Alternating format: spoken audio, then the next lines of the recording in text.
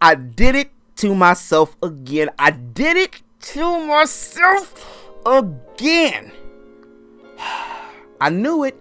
I knew as soon as I bought Dragon Quest XI for the PlayStation 4 that not too long after it'll be coming out for the Switch. Even though it's going to be a little gap in time, I knew it was going to be some kind of exclusive with some kind of bonuses, some kind of extra stuff that was going to make me have to have it or want it after I've already played and put 100 hours into the one on PlayStation 4. Wow. So Dragon Quest XI Echoes of an Elusive Age S, clever, S for the Switch, dropped sometime in the fall of this year in the form of a definitive edition. Now, I don't know about y'all, but this Dragon Quest XI was my first Dragon Quest, and I had a few chances to play like 7 and 8 a while ago, but it was always some other game like a Final Fantasy or Zelda. It was always some other game that came out at the chance. I didn't really get a chance to do so. So when I got the chance to get 11, which I traded in Red Dead Redemption 2 for it because Red Dead Redemption 2 wasn't really my jam, wasn't really my game, I traded in for it and I was like, hey, either this or it's going to be Valkyria Chronicles 4. And I chose to mess with Dragon Quest XI because it just looked cool between Jade, which Jade's my boo, and which I named the main hero Elric. They look cool and it seemed like a classic voyage or journey and adventure that I hadn't played before. The game is gorgeous, by the way, from its lush greens and its almost said watery, wet water, its blue oceans and blue skies. I mean, it looks like it's straight out of an anime. Heavy on the Akira Toriyama influences. So if you look like that, some Dragon Ball Chrono Trigger and Blue Dragon stuff, yeah, it's heavy on the Akira Toriyama, which is not a bad thing at all.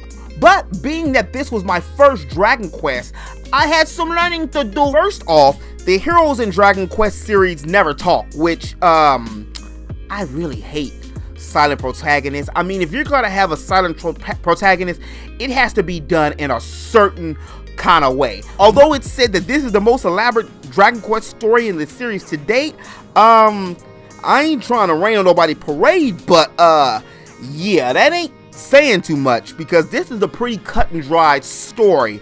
Most of the time in the game I found myself going from point A to point B, all the way back to point A to point B, and sometimes C and D.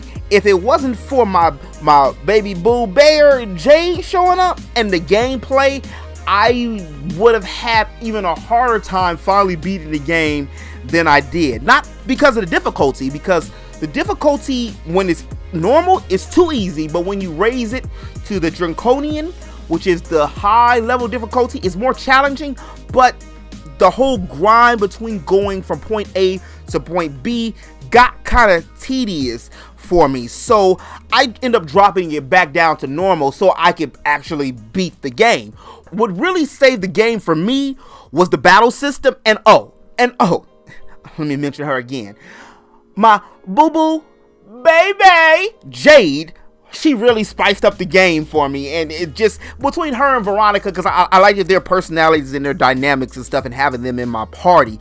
But like, I've been screaming from the rooftops for the longest about how Persona 5 fits with the Switch like ham does burger. Well, Dragon Quest XI would fit with the Switch. Well, it's going to fit with the Switch like peanut butter does jelly, because a lot of that point A to point B and different tedious tasks that you do, you can take it on the go. It's been so many times that I wanted to take the I almost said the Switch, but take the PlayStation and move it to a different room, or if I wanted to go sit on the toilet or take it somewhere else when I was just grinding and doing some of the remedial things in the game, I couldn't do. But now with the Switch, I'll have the ability to do. Along with the portability of Dragon Quest XI, some of the cool new features that are going to be on this definitive S edition is going to be an 8-bit Switch world map where you can actually have your characters follow you. Y'all don't really understand how it makes me so damn angry when you have 4 or 5 different characters that are in your party, and then when you go somewhere else, they just vanish.